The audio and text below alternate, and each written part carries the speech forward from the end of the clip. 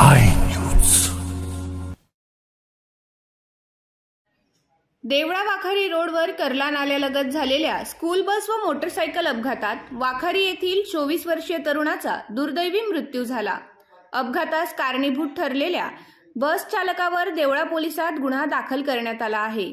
याबाबत मिळालेल्या माहितीनुसार आज सोमवारी सकाळी 8 वाजेच्या सुमारास वाखारी ते देवळा रोडवर कर्ले नाल्याच्या जवळ होंडा शाईन सिल्वर मोटरसायकल क्रमांक MH41 BQ 3984 यावर वाखारी तालुका देवळा येथील मनोज दिलीप जगदाळे वय 24 हा जात असताना विरुद्ध बाजूने येणारी बस क्रमांक MH08 AP 4148 यांच्यात समोरासमोर धडक होऊन भीषण अपघात झाला।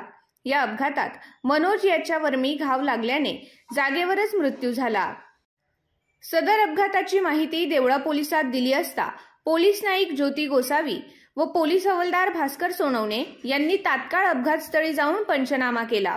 यावेळी भरत चिमण जगदाळे यांनी दिलेल्या फिर्यादीनुसार बस चालक समाधान धुळाजी वरकटे राहणार चांदवड यास ताब्यात घेऊन गुन्हा दाखल करण्यात आला।